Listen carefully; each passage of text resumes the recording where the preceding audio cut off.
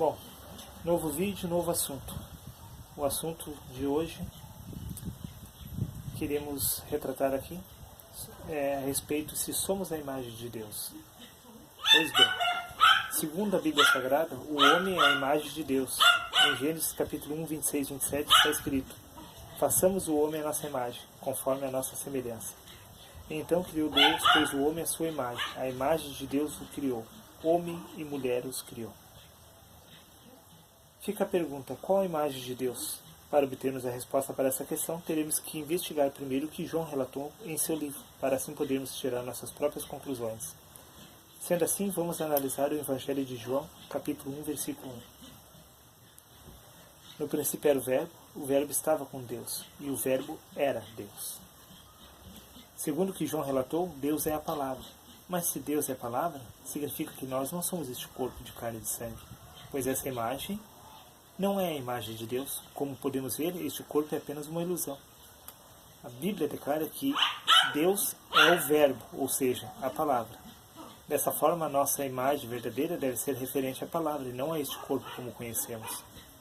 No espelho, a imagem corresponde à própria imagem. Assim também nós correspondemos à imagem de Deus, a qual é a palavra. Acredite ou não, nós não somos este corpo, mas a palavra é exatamente como Deus é.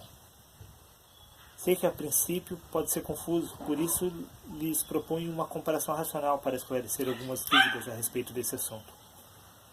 Imagine por um instante, se fosse decapitado uma das suas pernas, porém sem que isso lhe custasse a vida. Por acaso teria sido você quem teria morrido, ou apenas a sua perna? A resposta para essa questão é simples: apenas a perna, pois você ainda continuaria vivo independente de possuir aquela perna ou não. Isso significa que você não é este corpo feito do pó, e sim o que move ele, e o que te move é a palavra em forma de pensamento. Na essência, você é a palavra, exatamente igual a Deus. Para entendermos melhor o que estou lhes dizendo, é só prestar atenção na maneira que vocês mesmos usam para se expressar ao ver uma pessoa morta. Isso é, mediante determinada situação, vocês falam: ali está o corpo do falecido. Então isso significa que ele não era aquele corpo, pois ao afirmar ali está o corpo do falecido, fica evidente que se trata apenas do corpo, e não da pessoa de fato. Podemos concluir pela lógica que se ele não era o corpo, então ele era a consciência que habitava nele. E a consciência é formada por pensamentos, e os pensamentos são formados por palavras, e a palavra é a vida, e a vida é o próprio Deus.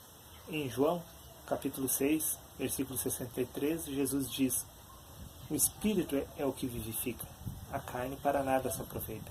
As palavras que eu vos tenho dito são Espírito e são vida. Sendo assim, a vida se encontra na palavra,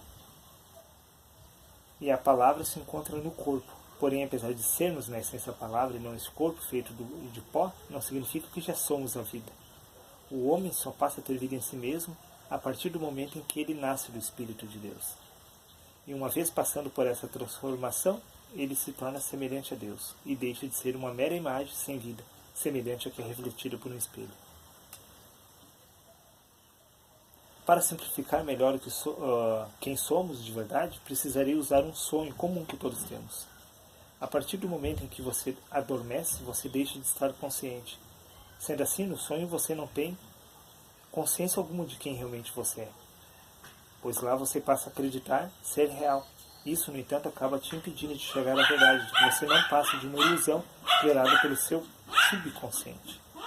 E por consequência disso, você passa a viver uma vida aparentemente normal, apesar de tudo não passar de uma mera ilusão. E é exatamente nessa situação que todos nós nos encontramos, pois todos nós estamos iludidos achando que somos este corpo, e essa consciência é gerada por ele. Sim, da mesma forma que nos achamos reais dentro do sonho. O que você acabou de ouvir não é uma simples ilustração, mas sim a verdade que nos leva a crer que nós não somos este corpo, e essa consciência gerada por ele. E sim o que move ele, o que nos move é o Espírito de Deus, ou seja, o próprio Cristo. Para tirarmos as dúvidas em relação a esse assunto, vamos estudar minuciosamente os seguintes versículos das Escrituras que se encontram escritos no livro de Gênesis, capítulo 1, versículos 26 e 27. Façamos o homem à nossa imagem, conforme nossa semelhança. Nesse versículo podemos podemos perceber que havia alguém junto de Deus, quando ele disse, façamos o homem à nossa imagem. Também podemos perceber que esse alguém era idêntico a Deus, pois Deus, ao ter usado essa expressão, automaticamente acabou declarando que esse alguém se assemelhava a ele, ou seja, ele declarou que esse alguém possuía um intelecto semelhante ao dele. Isso tornava esse alguém tão poderoso quanto o próprio Deus, o que de fato era. Pois Deus e esse personagem mencionado eram um só, pois esse personagem de quem estamos comentando se trata do próprio Cristo, que é o Verbo, que estava no princípio da criação com Deus. Sendo assim, a imagem verdadeira de Deus é referente a Cristo, e não ao homem natural. Devemos entender que Cristo é semelhante a Deus em tudo. Já quanto a nós, homens feitos de carne e sangue, não passamos de uma ilusão, pois essa não é a imagem de Deus. Deus, quando nos criou, nos fez a sua imagem e semelhança.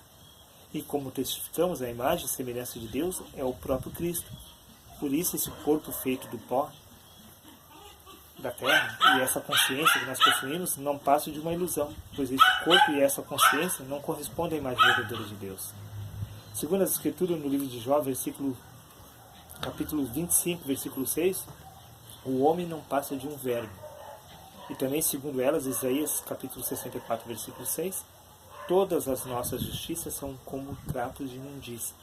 Vou repetir, o homem não passa de um verbo e todas as nossas justiças são como trapo de imundícia.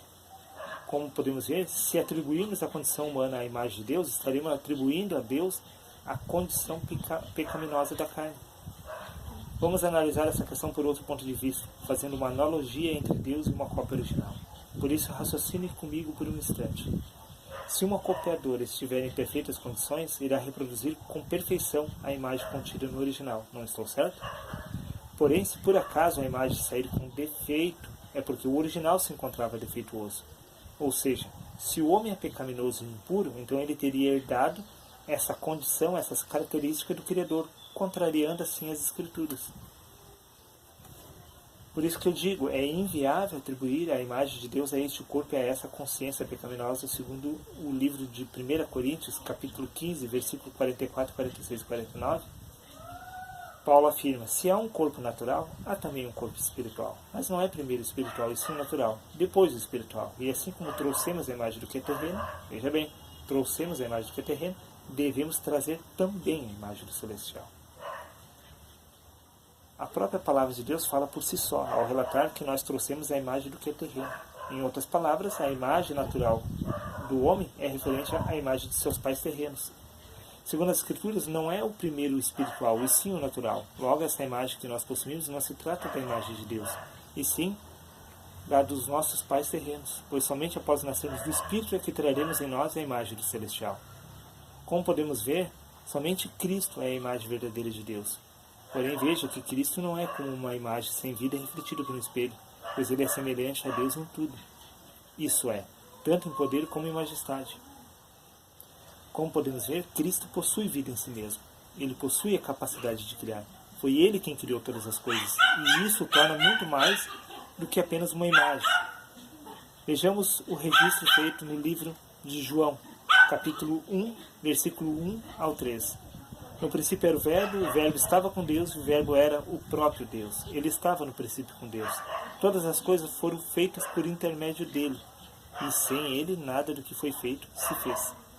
Também está escrito no livro de Salmos, capítulo 8, versículos 22, 23, 27 e 30, onde o próprio Cristo, ou seja, o Verbo, fala: o Senhor me possuía no início de suas obras mais antigas. Desde a eternidade fui estabelecida, desde o princípio, antes do começo da terra. Quando ele preparava os céus, aí estava eu. Então eu estava com ele, e era seu arquiteto. E também em Gênesis 1, 27, capítulo 1, versículo 27, está escrito: criou Deus o homem à sua imagem. Vírgula. A imagem de Deus o criou. Podemos constatar que quem formou o homem foi Deus, porém através da imagem dele, que é o Verbo, ou seja, Cristo. Se analisarmos, perceberemos que nesse versículo está escrito que a imagem de Deus criou o homem. Bom, na verdade, não só o homem, e sim todas as coisas. Pois é exatamente isso que está escrito no livro de João, capítulo 1, versículo 1 ao 13. No princípio era o Verbo, O Verbo estava com Deus e o Verbo era o próprio Deus. Ele estava no princípio com Deus. Todas as coisas foram feitas por intermédio dele. E sem ele, nada do que foi feito se fez. Veja. Porém, como Cristo e Deus são na realidade a mesma pessoa, podemos então dizer que foi Deus quem criou todas as coisas. Vamos usar um meio simples para entendermos o que acabamos de ler. Quem cria você e todas as coisas dentro do seu sonho não é exatamente você, e sim a imagem que é representada pelo seu subconsciente, pois este representa por ser semelhante a você. Sim, o subconsciente é semelhante ao consciente, e ele é a imagem do seu consciente. Em outras palavras, quem cria todas as coisas dentro do seu sonho é a sua imagem, pois é ela que é responsável pela criação do seu sonho. Porém, como você e ela são um só, tudo que ela cria é atribuído a você. É exatamente por isso que Deus disse: façamos o homem à nossa imagem, pois Deus e o Verbo também são um só. Portanto, quem criou você aqui nessa terra foi Deus através da imagem dele, que é o Verbo. E ao criá-lo, ele o fez exatamente à imagem dele. E isso significa que você, na realidade, é o próprio Cristo, pois somente Cristo é a verdadeira imagem de Deus. A pergunta que fica é: se realmente somos o Cristo, por que continuamos ignorantes em relação ao mundo espiritual? A resposta para essa questão é simples. Assim como o homem só passa a ter consciência que ele é o criador do próprio sonho somente após acordar dele, também o mesmo ocorre conosco nessa terra. Só tomaremos conhecimento de quem realmente nós somos após despertarmos da nossa verdadeira consciência. Sim, você precisa tomar consciência de si mesmo aqui nessa terra, a qual você mesmo criou. Dessa forma, a ilusão será capaz de se lembrar de tudo, a ponto de saber quem realmente ela é. Assim, a ilusão deixa de ser ilusão e passa a ser real, mesmo que ela ainda esteja aqui nessa terra. Ao despertar a sua verdadeira consciência, você passa a ser o próprio Criador, e não mais uma ilusão. Em outras palavras, a ilusão passa a ser o próprio Criador, e o Criador passa a ser a ilusão. Portanto, os dois passam a ser uma só pessoa, pois Cristo e Deus também são um só. Logo, o primeiro nascimento aqui nessa terra se trata apenas do nascimento da imagem. Já o segundo nascimento é a transformação dela, pois ao nascer pela segunda vez, você deixa de ser uma imagem e passa a ser o Criador dela. Dessa forma se cumpre o que está escrito no livro de João, capítulo 1, versículo 1. No princípio era o Verbo estava com Deus, e o Verbo era Deus. Bom, encerramos esse assunto por hoje. Mais para frente vamos revisar tudo isso de novo, uma outra perspectiva, uma nova ótica, um novo olhar, mais crítico, porque até então estou dando leite a beber como Paulo, para abrir o entendimento e preparar a mente das pessoas para o que realmente, de fato, vai ser mais para frente. Por isso que vários assuntos que eu estou pegando vai girar em torno do princípio do entendimento. Espero que vocês tenham gostado. Se vocês não gostaram, eu vou entender, mas eu peço que, por gentileza, que vocês, se ficou alguma dúvida, retorne o vídeo, reanalise de novo, pega as escrituras, confira se o que eu estou falando, de fato, bate com a verdade. E use o seu senso crítico. Não vá perguntar para outra pessoa se é sim ou não. Não seja um repassador de informação. Você entenda que a única coisa que você deve fazer é pegar as escrituras e a inspiração do Criador. E testifique por você mesmo se o que estou falando é a verdade. Até o próximo vídeo, que será...